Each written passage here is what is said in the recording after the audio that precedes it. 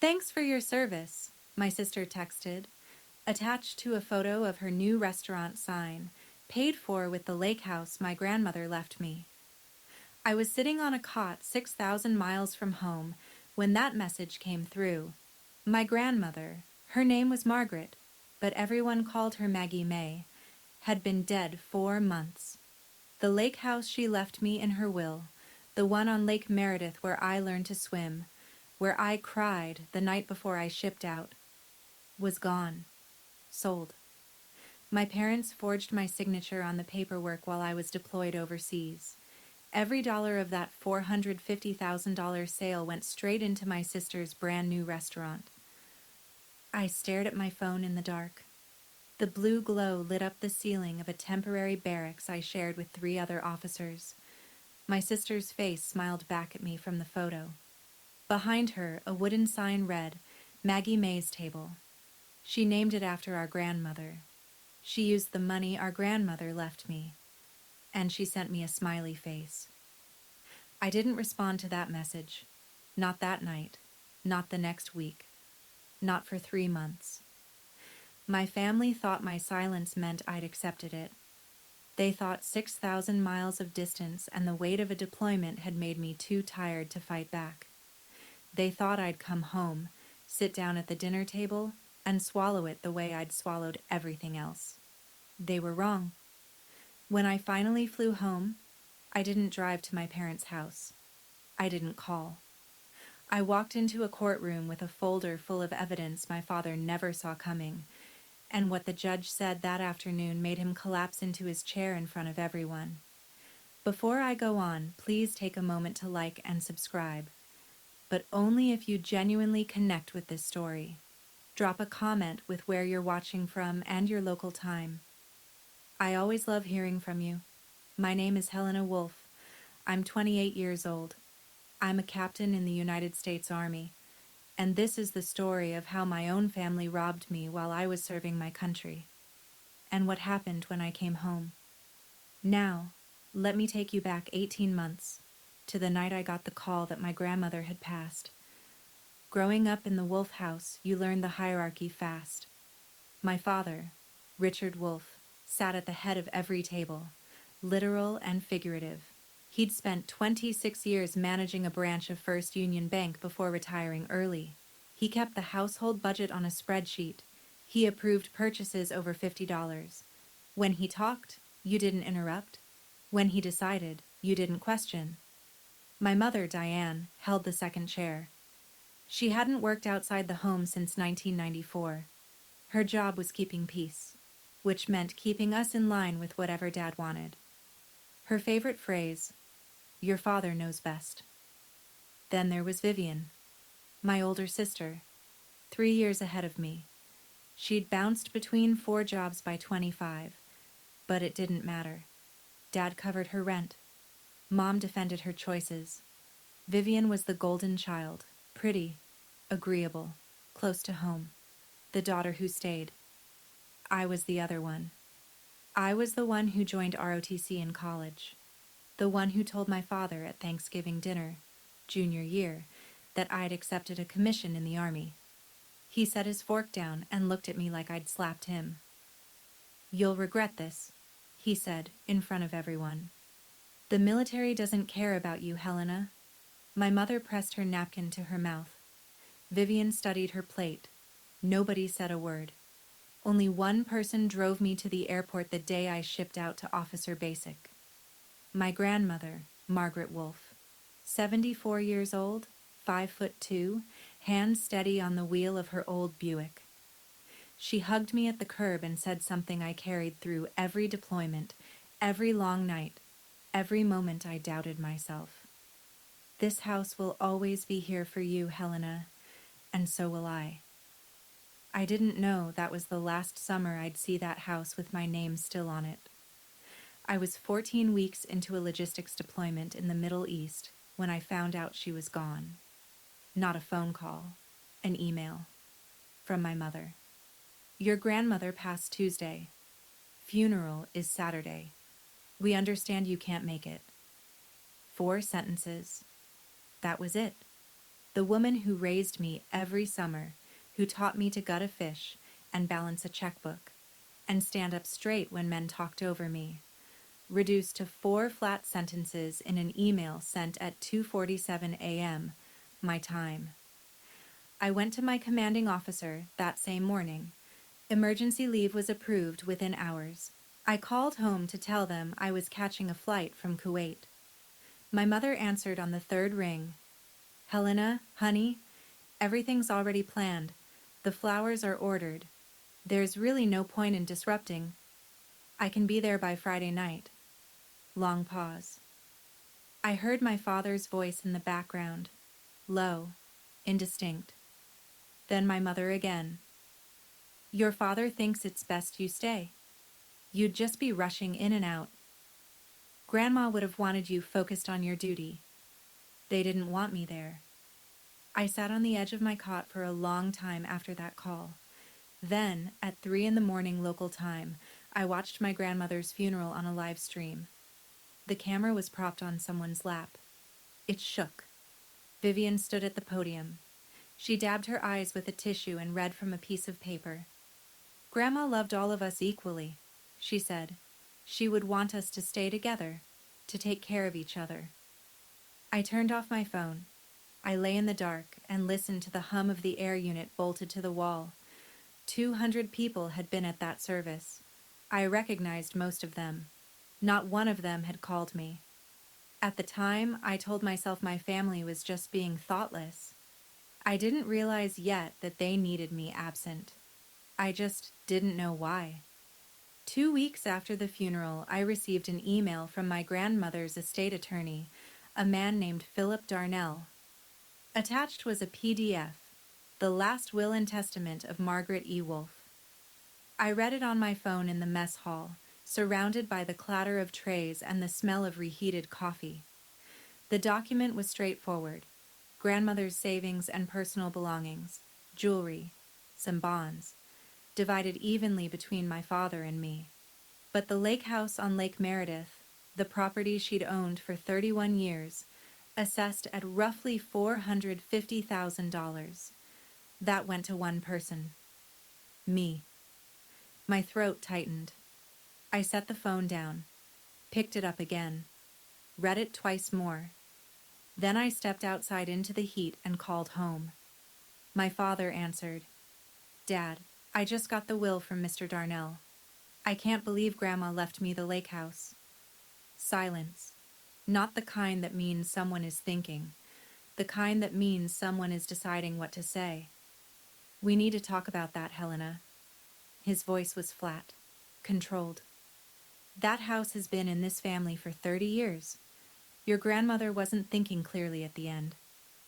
She seemed clear to me every time we talked. You weren't here.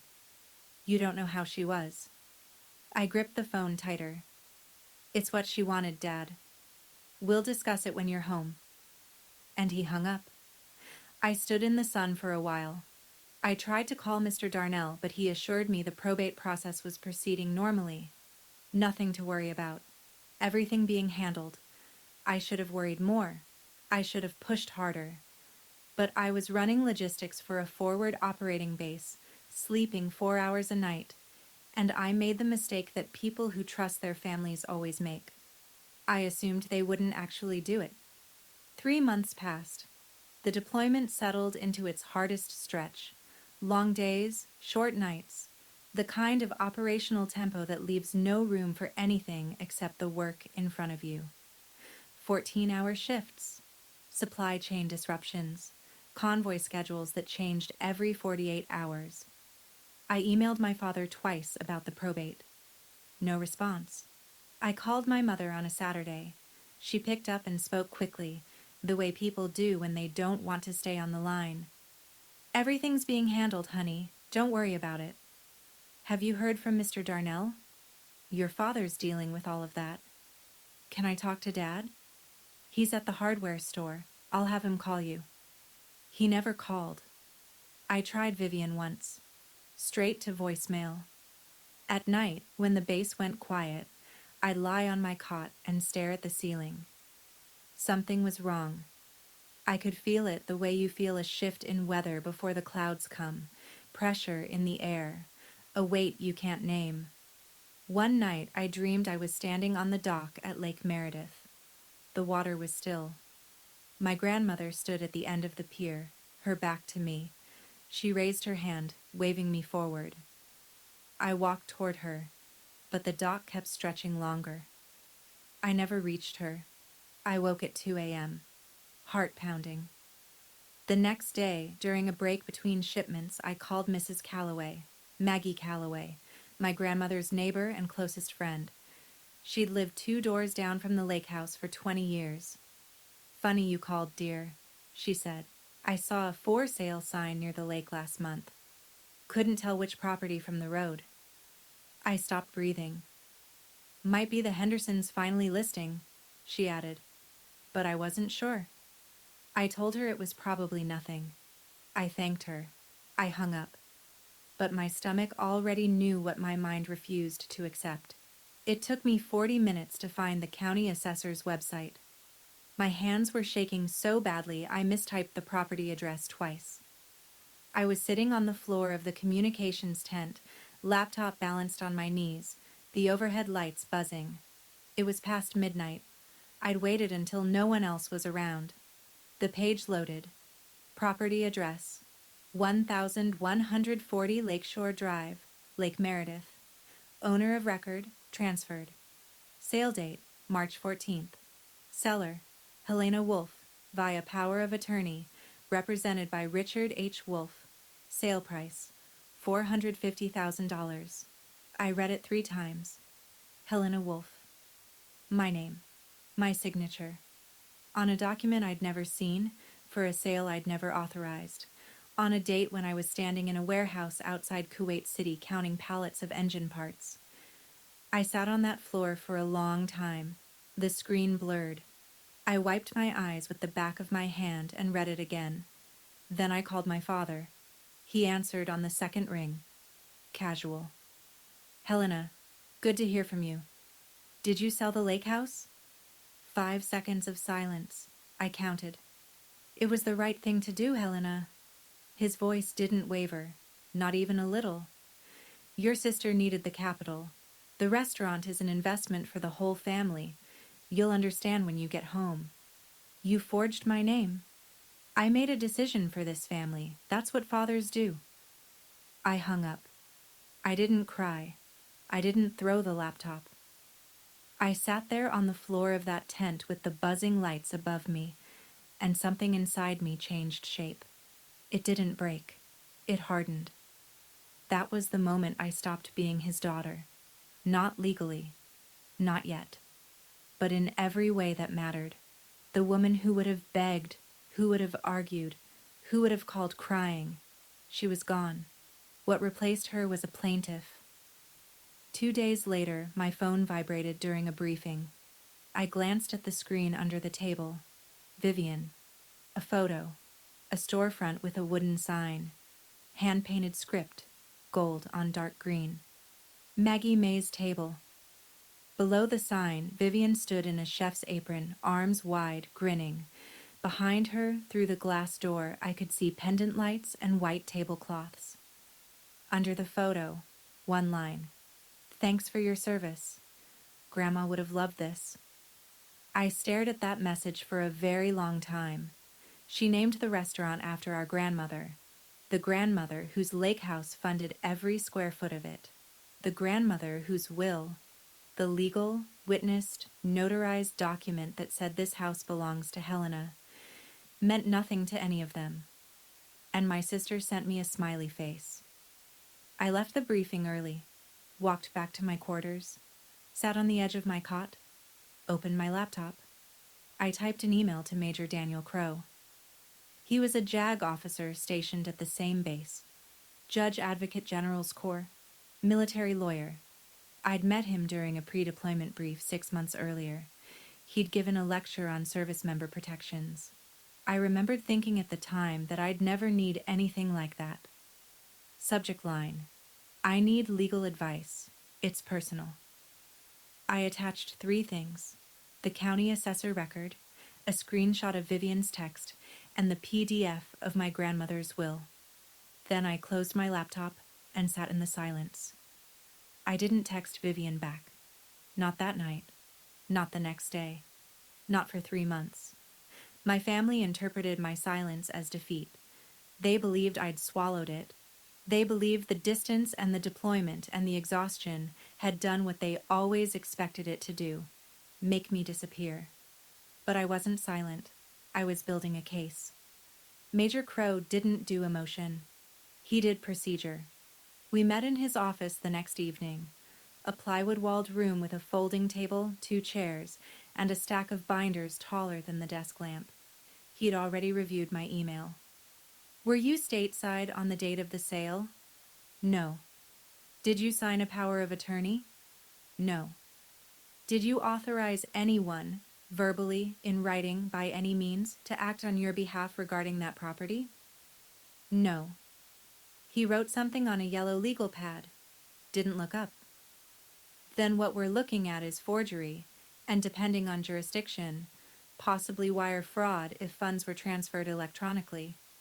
He paused. And there's something else working in your favor. He set down his pen. You were on active duty under federal orders. The Service Members Civil Relief Act gives courts broad discretion when a service member's rights are compromised during deployment. It won't be the basis of your civil claim. The forgery does that on its own. But it tells the court exactly who your father chose to victimize, someone who couldn't fight back because she was serving her country. Judges notice that. The room felt very still. Can I handle this quietly? I asked. Within the family? Crow looked at me. He had the kind of face that didn't move much. Level eyes, flat expression, like a poker player who'd long ago stopped pretending he was playing a game. Helena. First time he'd used my first name. They forged your signature on a legal document and sold your property. This isn't a family disagreement. This is a crime. First step is a police report, Crow said. You'll file that stateside. It creates a formal record. From there, you want a civilian attorney for the civil side, and the DA can decide on the criminal side. The 2 tracks run parallel. I sat with that for a moment. The air conditioner rattled in the wall. What do I need to do? Document everything. Every text, every email, every phone record. Don't contact your family again. Anything you say can complicate things. And when you're stateside, we'll connect you with a civilian attorney who specializes in real estate fraud. I nodded. That night, I started a folder on my laptop. I labeled it Meredith. Over the next 3 months, it grew thick. The silence drove them crazy. 3 weeks in, my mother started calling. I let every call ring through.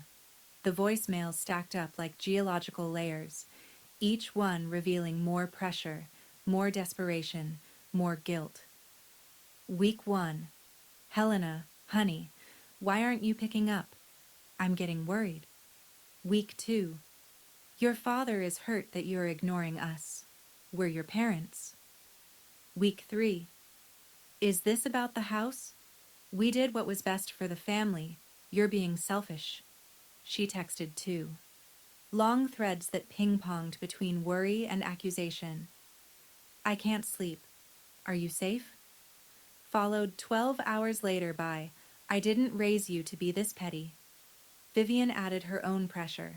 A photo of the restaurant interior, freshly decorated, candles lit on every table. Wish you could see this in person. Mom's been crying because of you. Because of me. My father sent exactly 1 message. It arrived at 6:14 a.m.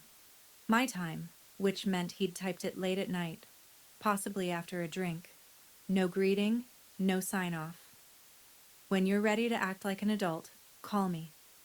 I read every word they sent. I screenshot every message. I saved every voicemail. I forwarded everything to a dedicated email address that Major Crow helped me set up. Each item was logged with a date, time, and sender. At night, while the base slept, I sat on my cot with my laptop and built a timeline. The date my grandmother died. The date of the funeral. The date the power of attorney was notarized. The date the house was sold. The date the funds were transferred. The date of Vivian's text. Each date I cross-referenced with my deployment orders, which placed me firmly on the other side of the world. Every message they sent, every voicemail dripping with guilt and accusation, they were building my case for me, and they had no idea. Major Crow connected me with a civilian attorney named Rebecca Holt. She practiced out of Raleigh, specialized in real estate fraud, and had a reputation for being thorough in the way a surgeon is thorough, precise, unhurried, and unsentimental. Our first video call happened at 11 at night my time. Rebecca's office was bright behind her. She'd already pulled the public records. "Walk me through the family dynamic," she said. No small talk. I gave her the short version. She listened without interrupting, then turned her screen to show me a document. "This is the power of attorney your father filed with the county. It authorizes Richard H. Wolfe to sell the property at 1140 Lakeshore Drive on behalf of Helena Wolfe." She zoomed in on the bottom of the page. "That's supposed to be your signature?" I looked at it. The handwriting was close. My father had practiced, but the slant was wrong. The tail on the A in Helena curled the wrong direction. "It's not mine." "I know." She scrolled down.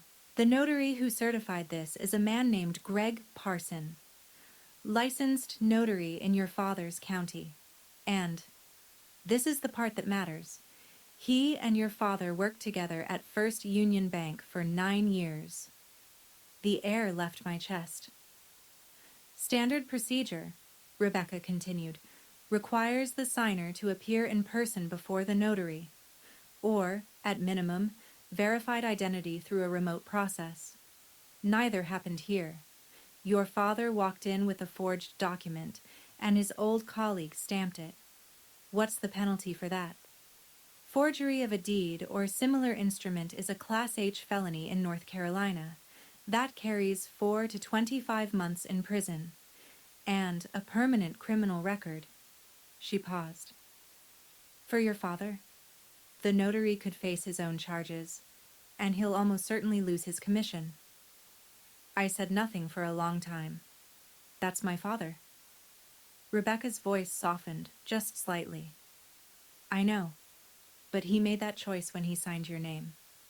She told me one more thing before we hung up. "Helena, the restaurant your sister opened, if it was funded with proceeds from a fraudulent sale, every dollar is traceable. Every single one."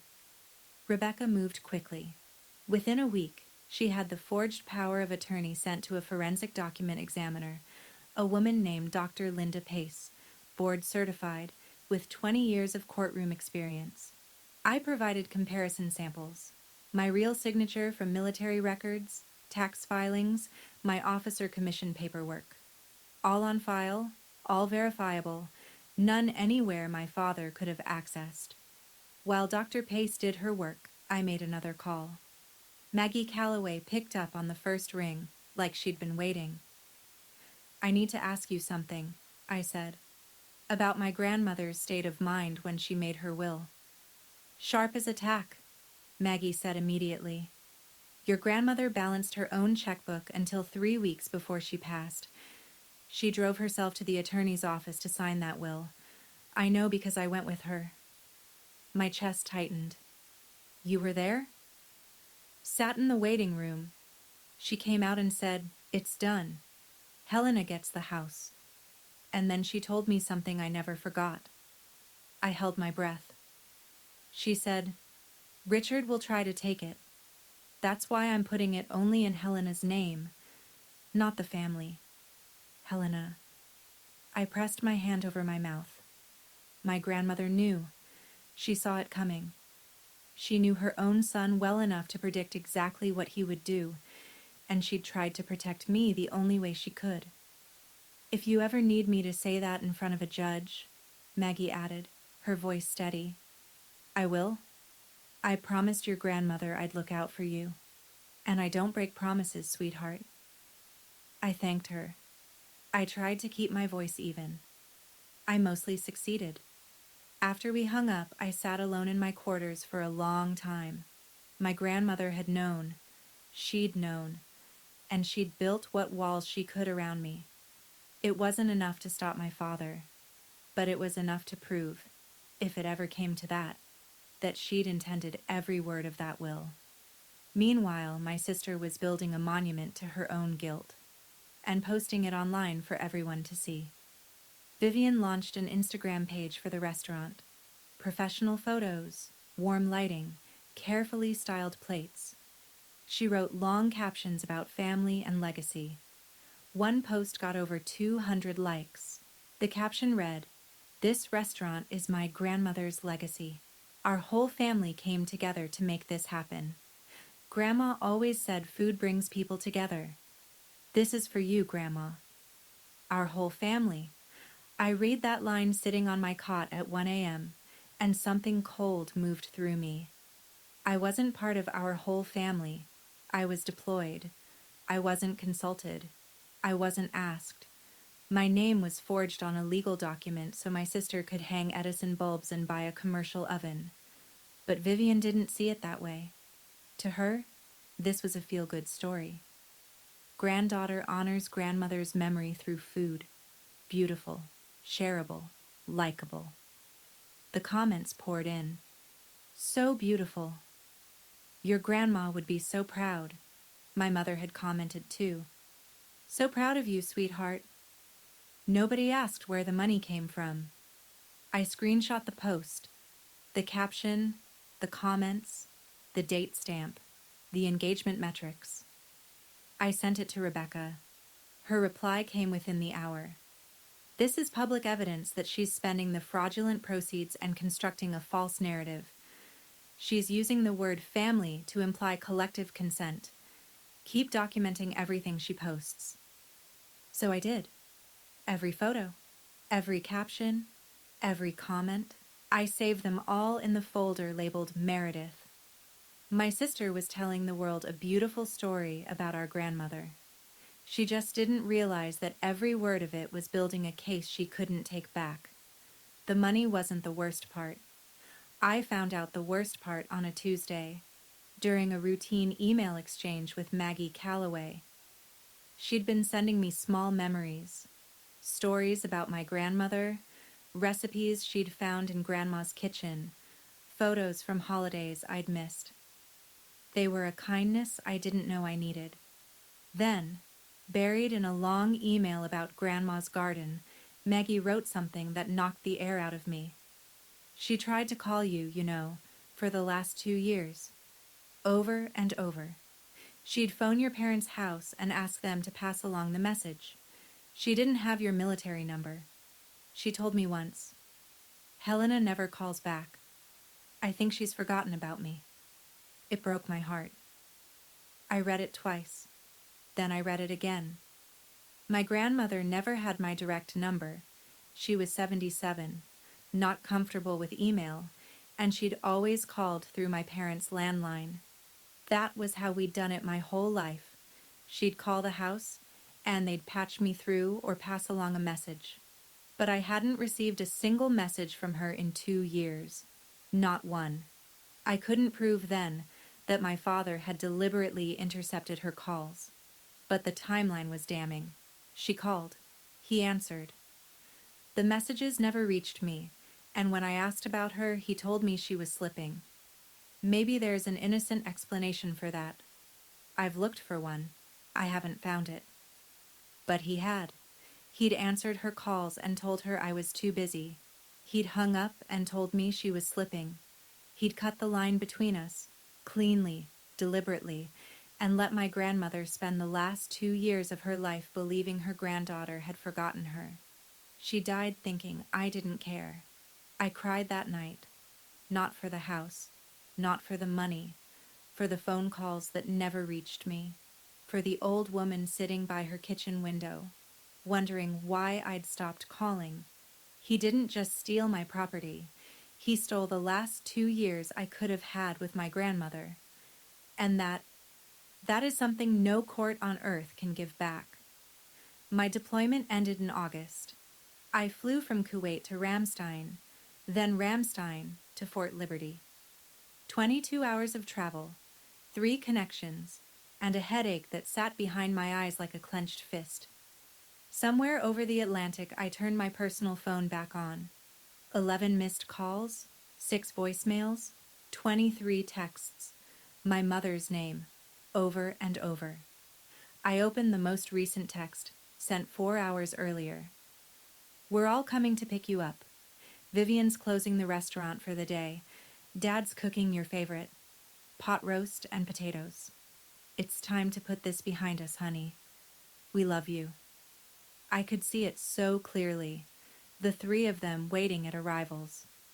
My mother with a handmade sign, Vivian with a bakery box, my father standing slightly apart, arms crossed, jaw set, ready to accept my surrender with a firm nod and a one-armed hug.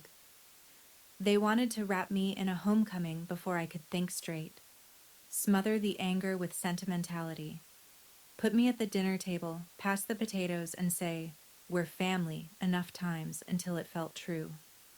I'd seen this play before. Every holiday, every argument, every time one of us stepped out of line. The Wolf family reset button.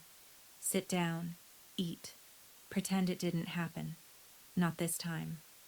I called my mother, kept my voice level. "Don't come to the airport. I need a few days to settle in." "Helena, please. Your father is trying. I'll call when I'm ready." I hung up. Then I dialed Rebecca Holt. "I land Thursday. When can we file?" Rebecca paused. "The complaint is drafted and ready. But Helena, there's something you should know first." Her voice shifted. "The notary, Greg Parson. He's agreed to cooperate." I closed my eyes. The plane hummed around me. What does that mean? It means he's scared. And scared people talk. That night, alone in my hotel room near the airport, I almost called my mother. My thumb hovered over her name for a long time. Some part of me, the part that still remembered birthday cakes and braided hair and being carried to bed, wanted to hear her say she was sorry. Wanted to hear her say it was a mistake. That they'd fix it. That I could come home and it would be like before. I put the phone down. Because before was a lie too. I just hadn't seen it yet. I landed Thursday afternoon.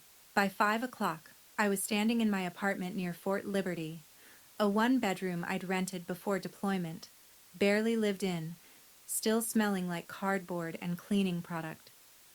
I dropped my duffel by the door, locked the deadbolt, and stood in the silence for a moment. Then I heard voices. I turned the corner into the living room and stopped. My father sat on my couch, legs crossed, one arm stretched along the back. My mother stood in the kitchen, unpacking grocery bags. Vivian leaned against the counter, scrolling her phone. They all looked up at the same time. "Welcome home, soldier." My father smiled. It didn't reach his eyes. Vivian held up a white box. "I brought something from the restaurant. You have to try it." My mother rushed toward me, arms open, tears already falling. "We missed you so much, honey." I didn't move. I looked past them to the kitchen counter, where my spare key sat next to a bag of lemons. "How did you get in?" "I used the emergency key," my mother said, still reaching for me. "You gave it to me before you deployed, remember? In case something happened." I remembered. In case of emergency. In case the pipes burst. In case I died overseas and someone needed to collect my things. Not for this. "I asked you not to come." The room shifted. Vivian lowered the box. My mother dropped her arms. My father uncrossed his legs. "You're our daughter. We don't need an invitation." "You used a key I gave Mom for emergencies." I kept my voice flat. "This isn't an emergency. This is a boundary. Please leave." Nobody moved. The refrigerator hummed. Vivian tried to laugh. Helena, come on. It's just dinner. Please leave, I said again, and opened the front door. My father didn't move. He looked at the open door, then back at me, and sat down again. You want to throw your family away over a house? This isn't about a house, Dad. Your grandmother would be ashamed of you. Don't speak for her. I am her son. And I am the person she chose to leave it to. His jaw tightened. My mother stepped between us, hands raised, the peacekeeper deploying her standard protocol. Helena, please, you don't know what it's been like for us. Your father has been under so much stress. Vivian invested everything she had. If you take this further, you'll destroy your sister's business, your father's reputation, this whole family. You destroyed my trust when you forged my name. The word hung in the room. Forged. My mother flinched. Vivian set the bakery box on the counter. When she spoke, her voice was harder than I expected. Oh, come on, Helena. You were gone. You're always gone. You didn't even come to Grandma's funeral. She spread her hands. What were we supposed to do? Let a $450,000 house just sit there? I looked at my sister, looked at her carefully. I wasn't at the funeral because Dad told me not to come. Vivian blinked. My mother looked at the floor. My father stood up. He walked toward the door slowly, like he was doing me a favor by leaving. At the threshold, he stopped. Close enough that I could smell his aftershave. If you do what I think you're about to do, he said quietly, you won't have a family to come back to. I met his eyes. I haven't had one in a long time. He walked out. My mother followed, crying. Vivian picked up her box and left without looking at me. I closed the door, locked it, called a locksmith. Then I called Rebecca. File everything. Rebecca filed on Monday. The complaint named Richard H. Wolfe and Vivian R. Wolfe as defendants. The charges: real estate fraud, forgery, conversion of property, and breach of fiduciary duty. Attached to the filing was a formal request that the court refer the evidence of criminal forgery to the district attorney's office for prosecution. 2 days later, a process server rang the doorbell at 47 Birchwood Lane, the house where I grew up. I wasn't there for it, but I know exactly how it went because 3 relatives called me within the hour. My father opened the door. He read the front page of the summons. According to my Aunt Janet, who was visiting for coffee that morning, the color drained from his face so fast she thought he was having a heart attack. My mother came running. She read it over his shoulder and had to sit down on the porch steps. Vivian received her own summons the same afternoon. She was named as a co-defendant, a knowing beneficiary of fraudulently obtained funds. My father called me 7 times that evening. I watched each call light up my screen and let it ring. Vivian called once. Her voice on the voicemail was shaking. Are you serious? You're suing me? Your own sister? Over a house? Over a house. That was still how she framed it. Over a house. By the end of the week, the family narrative machine was running at full speed. My father called every relative he could reach. Helena is suing her own parents. Can you believe it? After everything we've done for her. My mother posted a vague status on Facebook. When your own child turns on you, all you can do is pray. Some relatives called me. Most were confused. A few were angry. I gave each one the same answer. You're welcome to attend the hearing. The truth will be there. That same week, Rebecca filed a separate criminal complaint with the district attorney's office. Forgery, fraud, the civil case, and the criminal track would run in parallel. The hearing was scheduled for a Tuesday in October. Courtroom 3B, County Courthouse, a small brick building with a flagpole out front and a parking lot that smelled like hot asphalt. I arrived 20 minutes early. I wore my Class A dress uniform. Olive jacket, brass buttons, captain's bars on the shoulders, unit crest on the left pocket. Rebecca had been the one to suggest it. "You're an active duty officer whose rights under federal law were violated. The uniform tells the court exactly who was harmed." Rebecca met me in the hallway. She carried a leather binder 3 inches thick. Behind her, Major Crow sat on a bench. He'd requested leave to attend as a character witness. He nodded once when he saw me, said nothing. Didn't need to. In the 3rd row, near the window, Maggie Calloway sat with her hands folded in her lap. Her white hair was pinned back. She wore a blue cardigan my grandmother had given her. Beside her, on the bench, she'd placed a small photo album. At 9:47 a.m., the door opened again. My father walked in first. Dark suit, red tie, back straight. But his eyes were bloodshot, and his jaw was clenched so tight I could see the muscle jumping. My mother followed. Black dress, tissue in hand. She scanned the room and found me immediately. Our eyes met. Hers were swollen. Vivian came last. Black dress, dark circles under her eyes. She didn't look at me. Their attorney, a man named Gerald Pratt, competent enough for small-town real estate closings, but clearly out of his depth in a fraud case with forensic evidence and federal overtones, directed them to the far table.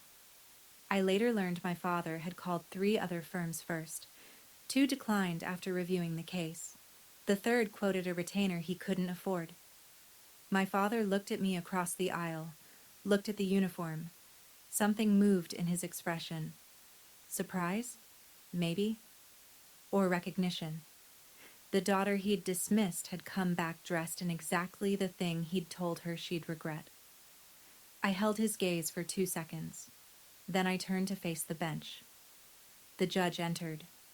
We all rose. Judge Patricia Whitmore was in her late 50s, with reading glasses on a chain and a voice that carried without effort. She reviewed the filings, then turned to Rebecca. "Counsel for the plaintiff, proceed." Rebecca stood. She didn't rush. "Your Honor, the plaintiff, Captain Helena Wolfe, is the sole named beneficiary of real property located at 1140 Lakeshore Drive, Lake Meredith, per the last will and testament of Margaret E. Wolfe, deceased." She opened her binder. "We will demonstrate that the defendant Richard Wolfe fabricated a power of attorney bearing the plaintiff's forged signature, had it fraudulently notarized, and used it to sell the property for $450,000, while the plaintiff was deployed overseas on active military orders." She laid out the evidence with the precision of a surgeon arranging instruments. Exhibit A, the forensic handwriting analysis from Dr. Linda Pace, concluding with 99.7% certainty that the signature on the power of attorney was not Helena Wolfe's. Exhibit B, my military deployment orders, not cited under SCRA, but as direct evidence that I was physically incapable of signing any document in the state of North Carolina on March 14th. Exhibit C, the property transfer records, showing the $450,000 deposited directly into an account registered to Vivian R. Wolfe. Exhibit D, text messages from both defendants, demonstrating knowledge and intent. Rebecca highlighted Vivian's text to me, the photo of the restaurant sign with, "Thanks for your service." She showed the Instagram posts where Vivian wrote, "Our whole family came together." Then she pulled up bank records showing the $450,000 deposited directly into Vivian's personal account. Not a family account, not a trust. Vivian's name, Vivian's account. Ms. Wolfe didn't just benefit from the fraud, Rebecca told the court. She received the proceeds, she knew the source, and she publicly celebrated it. The defense attorney adjusted his glasses, stood slowly. "Your Honor, my client believed he was acting in the best interest of the family estate. There was a verbal understanding." "Was there written authorization from the property owner?" Judge Whitmore asked. "No, Your Honor." "Then there was no authorization. Continue."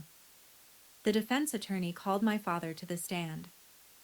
Richard straightened his tie and walked to the witness box. My mother wasn't thinking clearly when she wrote that will, he said.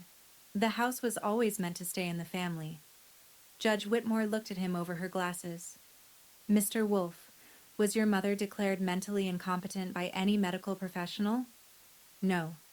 Did you contest the will during the probate process? No. Then the will stands as written. My father sat down. His shoulders dropped 2 inches. Judge Whitmore reviewed her notes. Plaintiff's counsel, do you have additional witnesses? One more, Your Honor. Mrs. Margaret Calloway. Maggie stood slowly. She smoothed her cardigan, my grandmother's cardigan, and walked to the witness stand with the careful steps of a woman who knew exactly where she was going and why. Rebecca asked the first question. Mrs. Calloway, how long did you know the decedent, Margaret Wolfe? 42 years. She was my neighbor and my dearest friend. In your observation, was Mrs. Wolfe mentally competent when she drafted her will? Maggie's chin lifted. Margaret Wolfe was the sharpest woman I ever knew. She balanced her own checkbook until 3 weeks before she died. I drove with her to the attorney's office the day she signed that will. She walked in alone. She walked out and told me, "It's done. Helena gets the house." Rebecca paused. Did she say anything else? Maggie looked directly at my father. Her voice didn't waver. She said, "Richard will try to take it. That's why I'm putting it in Helena's name. Not the family. Helena." The courtroom went still. I saw my Aunt Janet press her hand to her mouth. My father stared straight ahead, unblinking. There's one more thing, Maggie continued. She hadn't been asked, but no one stopped her. Margaret tried to call Helena for 2 years before she passed. She'd phone Richard's house and beg him to pass along a message. He never did. Her voice cracked. She told me once, "I think Helena has forgotten about me." She died believing that. And it wasn't true. Something small and terrible happened in the room. The air changed. The relatives who'd come to support my father shifted in their seats. One of them, a cousin I hadn't seen in years, looked at Richard like she was seeing him for the first time. My mother covered her face. Vivian stared at the table. My father didn't move at all. Mrs. Wolfe was not confused, Maggie said softly. She was afraid. Not of dying, of what her son would do after she was gone. Judge Whitmore nodded once. Thank you, Mrs. Calloway. Judge Whitmore took 15 minutes to review her notes. No one in the courtroom spoke. My mother's quiet crying was the only sound, rhythmic and thin, like a clock running down. The judge removed her glasses, set them on the bench, looked at my father. The court finds clear and convincing evidence that Richard H. Wolfe fabricated a power of attorney bearing the forged signature of Helena Wolfe, had it fraudulently notarized by a licensed notary with whom he had a prior professional relationship, and used that document to sell real property belonging to the plaintiff, while the plaintiff was deployed overseas in active military service. She paused. Let the words settle. This court is deeply troubled that the defendant chose to exploit a window of time when the plaintiff, an active duty service member deployed overseas, was physically unable to monitor or protect her own property. While the core of this case is forgery and fraud under state law, the court notes that targeting someone who is serving this country adds a particularly troubling dimension to the defendant's conduct. She turned to the documents in front of her. The court orders the following. First, the court finds the power of attorney fraudulent and the resulting property sale to be the product of forgery. Given that the property has since been conveyed to a bona fide purchaser with no knowledge of the fraud, the court will not unwind that transaction. Instead, the defendants shall bear full financial responsibility. As the property has been transferred to a bona fide purchaser who acted in good faith, The defendants shall pay full restitution of $450,000 to the plaintiff. Second, additional damages in the amount of $85,000, covering loss of property use, legal costs, and compensatory damages. Third, the court has been made aware that the plaintiff has separately filed a criminal complaint with the district attorney's office. Given the evidence presented today, this court will forward its findings to the DA to assist in that investigation. Forgery of a legal instrument is a Class H felony under North Carolina General Statute 14-122. She looked at my father one final time. Mr. Wolf, the law does not bend for good intentions, and what you did shows no good intentions at all. Richard sat very still. His attorney leaned over to whisper something. Richard didn't respond. His hands, which had been folded on the table, slowly opened. His head dropped forward. Then his whole body sagged. Shoulders, spine, everything. And he slumped into his chair like someone had cut the strings holding him up. Diane cried out, "Richard!" Vivian jumped to her feet. The bailiff stepped forward. But my father wasn't having a medical emergency. He was having something worse. He was a man who'd controlled everything his entire life. His bank, his wife, his daughters, his mother's legacy. And in one afternoon, in front of his family and a room full of witnesses, he'd lost it all. The courtroom emptied slowly. My father was helped to his feet by his attorney and the bailiff. He walked out without looking at anyone, one hand on the wall for balance. He moved like a man 20 years older than he'd been that morning. I was gathering my things when my mother appeared in the hallway. She'd stopped crying. Her face was tight, blotched, furious. "Are you happy now?" She blocked my path. "You've destroyed your father." I looked at her. The woman who'd taken my emergency key and used it to ambush me. The woman who'd watched her husband forge my name and said nothing. The woman who'd posted on Facebook about her ungrateful child while I was building a legal case 6,000 miles away. "He destroyed himself, Mom. I just brought evidence." She opened her mouth, then closed it. She stepped aside. Down the hallway, Vivian stood alone. Her attorney had already left. She was gripping the strap of her purse with both hands, knuckles white. "The restaurant," she whispered. "My restaurant." Rebecca stepped forward, professional and even. "Ms. Wolf, I'd suggest you speak with your attorney about restitution options." I walked past them both. Through the double doors, into the October sun. Maggie was waiting by the stone bench outside. She stood up when she saw me and opened her arms. I stepped into them and pressed my face into that blue cardigan, my grandmother's cardigan, and cried. Not from victory. There was no victory here. Just a woman getting back what should never have been taken, at a cost no one should have to pay. "She'd be so proud of you," Maggie said into my hair. Across the parking lot, Major Crow leaned against his car, arms folded. He caught my eye and gave a single nod. Nothing more was needed. I drove home alone. I didn't turn on the radio. I pulled my grandmother's photo from my wallet, the one from the lake, the two of us on the dock, me at 10 years old, and propped it on the dashboard. I sat there a long time. The weeks after the hearing moved in a straight line. The district attorney's office opened a formal investigation into the forgery. My father hired a criminal defense attorney, a different one from the civil case. The retainer alone, I was told, cost more than his car was worth. Greg Parson, the notary, folded almost immediately. His cooperation statement was plain. "Richard Wolf came to my office and told me this was a family arrangement. He said his daughter had given verbal consent. When asked if he'd verified my identity, confirmed my presence, or followed any of the legally required procedures for notarizing a power of attorney, Parson admitted he hadn't. He'd stamped it on the strength of a 20-year acquaintance and the assumption that a former bank manager wouldn't lie. His notary license was suspended pending a full review by the Secretary of State's office.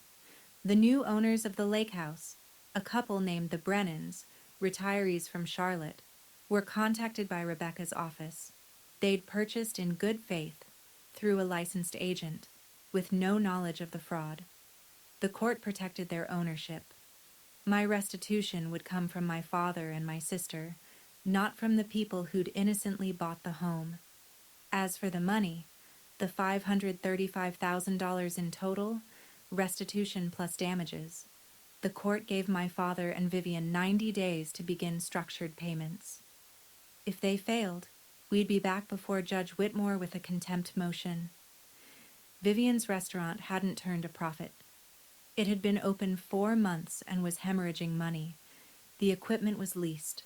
The lease on the building was 12 months, non-transferable.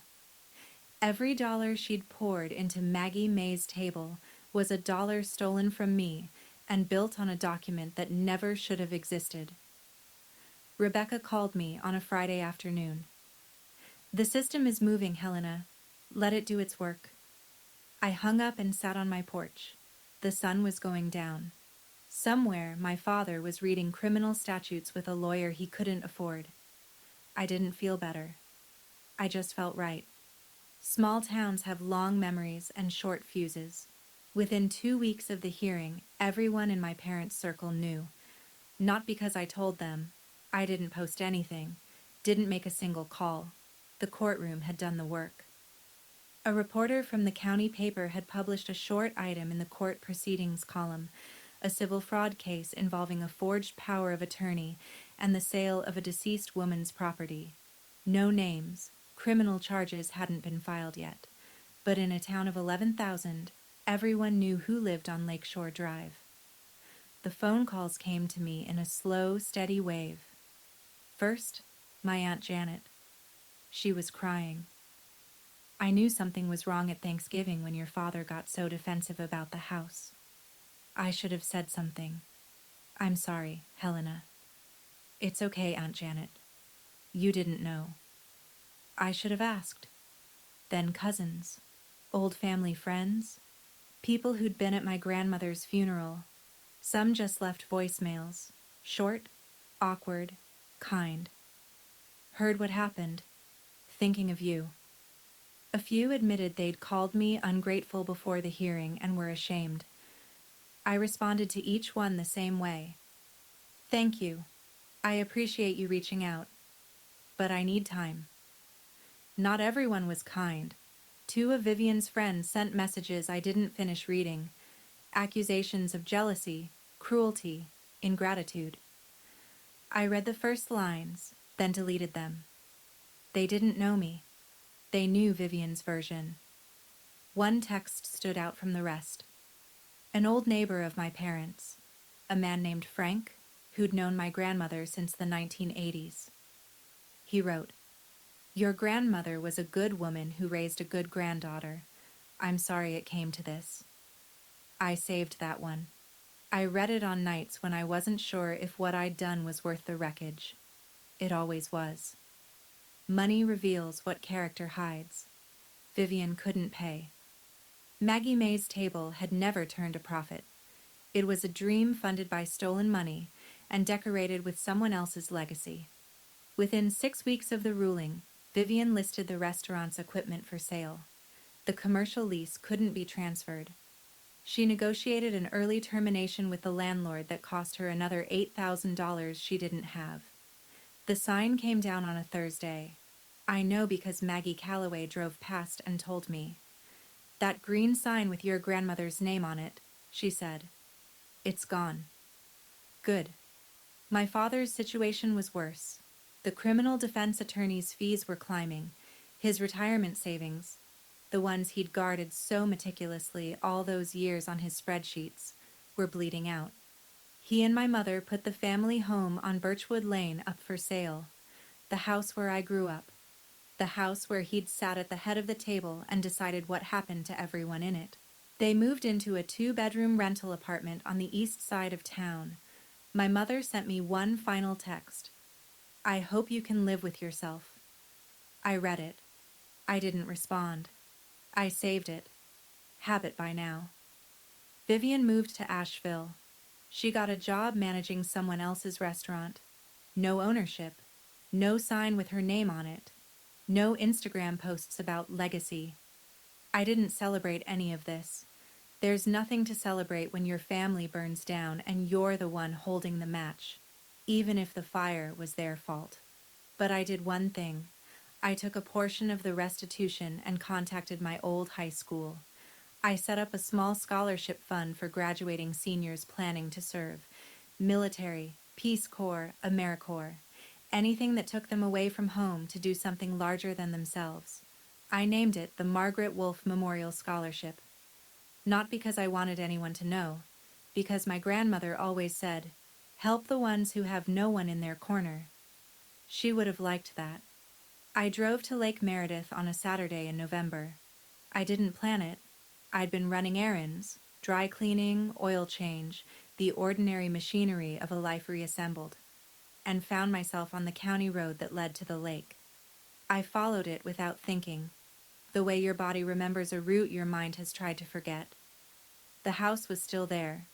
New paint, a soft gray, replacing the white I remembered. New fence. The porch railing had been replaced, and the old wooden swing was gone. In the front yard, the new owners had planted sunflowers, tall and heavy-headed, leaning toward the road. I pulled over and turned off the engine. The dock was visible through the side yard. Same shape, same weathered wood. The water behind it was flat and silver, catching the November light.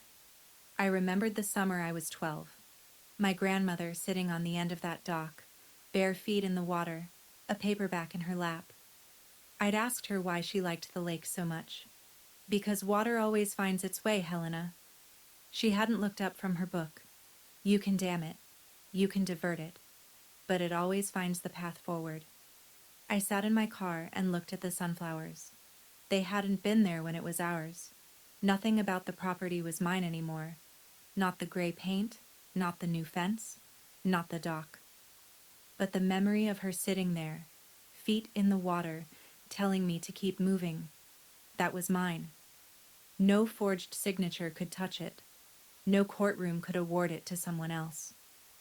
I started the engine, pulled back onto the road. The radio came on.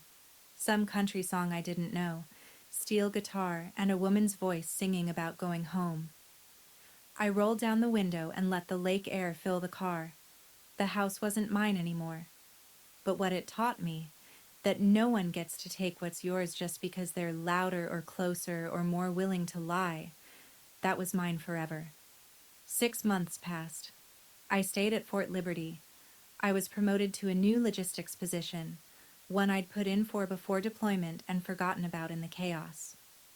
The Army doesn't care about your family drama. It cares about performance. I showed up every day, ran my section, and let the work steady me. I rented a small place near Jordan Lake. Not much. 1 bedroom, a screened porch, a dock shared with 2 other units. On Saturday mornings, I sat on that dock with coffee and watched the herons work the shallows. It wasn't Lake Meredith. It wasn't my grandmother's house, but it had water and quiet and the sound of nothing going wrong. I didn't contact my parents. My mother mailed me 2 handwritten letters. I recognized her looping script on the envelopes. I opened them, read them. They were full of hurt and accusation and, in the second one, a thin thread of something that might have been regret. I put them in a drawer. My father was negotiating a plea deal through his criminal attorney. I didn't follow the details. Rebecca kept me informed when it mattered. That was enough. Vivian was in Asheville, working, silent. The person I spoke to most was Maggie Calloway. She called every Sunday afternoon.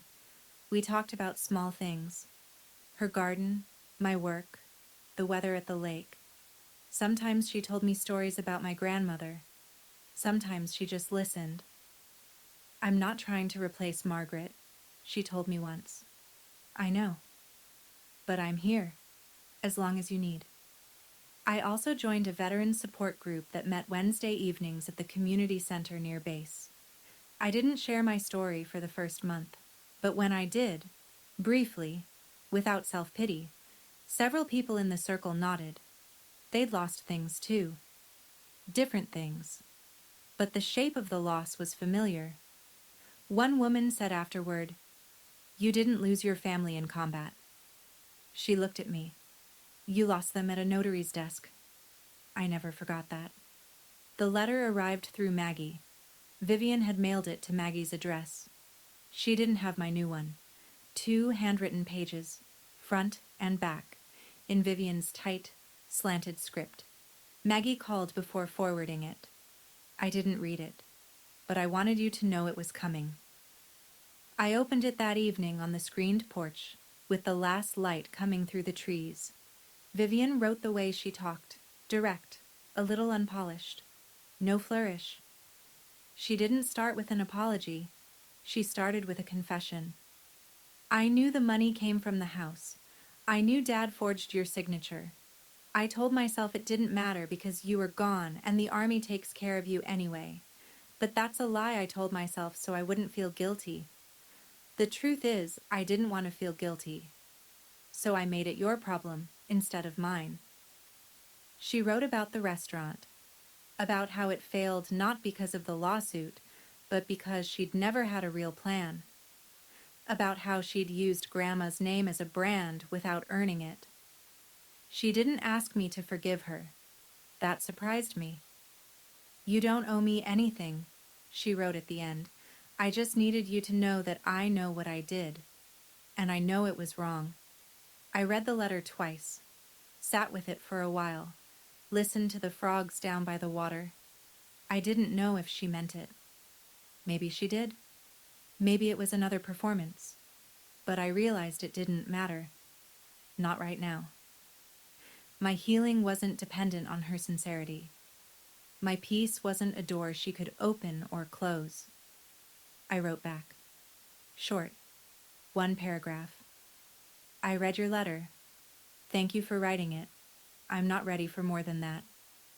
Take care of yourself, Vivian." I sealed it, stamped it, drove it to the post office the next morning. It wasn't an open door, but it wasn't a wall either. It was a boundary. And boundaries, I'd learned, don't have to be angry to be real. So that's my story. I'm not telling it because I want sympathy. I'm not telling it because I want you to hate my family. I'm telling it because I know, that some of you are listening to this right now with a knot in your stomach because you recognize something. Maybe it's a parent who treats your silence as permission. Maybe it's a sibling who takes and calls it family. Maybe it's the way someone you love made a decision about your life, your money, your property, your time. And when you pushed back, they said you were the problem. If that's you, I want to say something. You are not ungrateful for protecting yourself. You are not selfish for saying no. And you are not alone. My grandmother taught me that water always finds its way. I lost her lake house. I lost the family. Or what I thought was a family. But I found my own path. It runs through a small apartment near Jordan Lake, through a courtroom where I stood in my uniform and told the truth, through a Sunday phone call with an old woman in a blue cardigan who promised my grandmother she'd look out for me. Setting a boundary isn't punishment. It's self-respect with a return address. I don't know what happens next with my father, with Vivian, with my mother. Maybe one day we'll sit in the same room again. Maybe we won't. But I know this. Whatever happens, it'll happen on terms I've chosen. Not terms that were forged in my name while I was 6,000 miles away, serving a country that at least had the decency to put its agreements in writing. If you've ever set a boundary, or if you're working up the courage to set one, tell me about it in the comments. I read every single one. Thank you for listening. Thank you for staying to the end. If this story stayed with you, I have one question. Which moment hit the hardest? the judge's ruling, or Helena standing at the lake one last time? Drop your answer below. And if you want more stories about people who chose courage over comfort, family drama that ends with justice, and boundaries that changed everything, check the description for more. I'll see you in the next one. Thank you for being here.